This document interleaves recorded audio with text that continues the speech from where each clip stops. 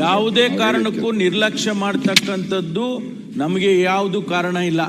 ಸರ್ಕಾರ ಬಹಳ ಗಂಭೀರವಾಗಿ ಇದನ್ನು ತಗೊಂಡಿದ್ದೇವೆ. ಇನ್ವೆಸ್ಟಿಗೇಷನ್ ನಮ್ಮ ಮಾಡ್ತಾ ಇದ್ದಾರೆ. ಒಂದು ವೇಳೆ ಆ ರೀತಿ ಆಗಿದೆ ಅಂದರೆ ಅವ್ರ ಮೇಲೆ ಕಠಿಣವಾದಂಥ ಶಿಕ್ಷೆ ಮಾಡ್ತೀವಿ ಅಂತಲೂ ಕೂಡ ಹೇಳಿದ್ದೇವೆ. ಯಾರನ್ನು ರಕ್ಷಣೆ ಮಾಡ್ತಕ್ಕಂಥದ್ದಿಲ್ಲ. ಸರ್ಕಾರ ಇದನ್ನ ಬಹಳ ಗಂಭೀರವಾಗಿ ತೆಗೆದುಕೊಂಡಿದೆ. ಅದಕ್ಕೆ ನಾನು ನಿನ್ನೆ ಕೂಡ ಹೇಳಿದ್ದೇನೆ. ಒಂದೇ ನಿಮಿಷ. ಈಗ ಇಲ್ಲ ಅವರು ಗೌರವಾನ್ವಿತ ಗೃಹ ಸಚಿವರು ಅವ್ರನ್ನ ಕರೆದು ಅವ್ರನ್ನ ಮಾತಾಡಿಸಿ ಕಳಿಸಿದಿರಿ ಅಂತ ನನಗನ್ಸ್ತದೆ. ಸರ್ಕಾರ ಕರೆದು ಮಾತಾಡಿಸ್ಬಾರ್ದಾಯ್ತು, ಅವ್ರಿಗೆ ಶಾಲು ಒದಿಸಿ ಸನ್ಮಾನ ಮಾಡಿ ಕಳಿಸ್ಬೇಕಾಯ್ತು. ಬಿರಿಯಾನಿ ಏನು ಈ ತರ ಈ ಕೇಸ್ಗೆ ಕರೆದು ಮಾತಾಡಿ ಕಳ್ಸೋ ಕೇಸ ಇದ್ದು ಒಂದ್ ಒಳಗಡೆ ಹಾಕ್ಬೇಕಾಯ್ತು ಅವ್ರನ್ನ. ಒಳಗಡೆ ಅಪರಾಧಿ ಅಪರಾಧ ಕೇಸು ಹಾಕಿಲ್ಲ ಅವ್ರ ಮೇಲೆ, ಅಪರಾಧ ಕೇಸು ಹಾಕಿಲ್ಲ, ದೇಶದ್ರೋಹ ಕೇಸು ಹಾಕಿಲ್ಲ. ಸನ್ಮಾನ ಮಾಡ್ತೀರಾ ಅಂತಂದ್ರೆ ಸರ್ಕಾರ ಯಾರ ಪರವಾಗಿದೆ?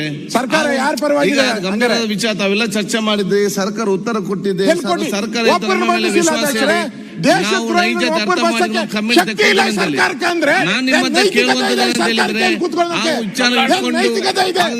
ಬೇರೆ ಕೆಲಸ ಮಾಡ್ಲಿಕ್ಕೆ ಇಲ್ವಾ?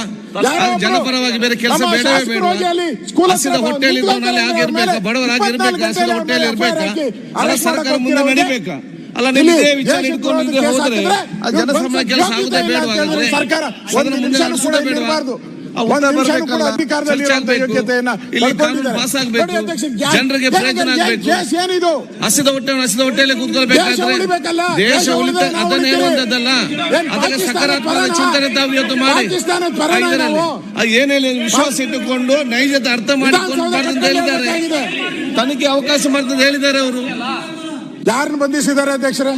ಯಾರನ್ನು ಬಂಧಿಸಿದ್ದಾರೆ? ಮನೆ ಮುಖ್ಯಮಂತ್ರಿ ಏನ್ ಹೇಳಿದ್ರು? ಕರೆದು ಸನ್ಮಾನ ಮಾಡಿ ಕಳಿಸಿದ್ದೀನಿ ಅಂದ್ರಲ್ಲ.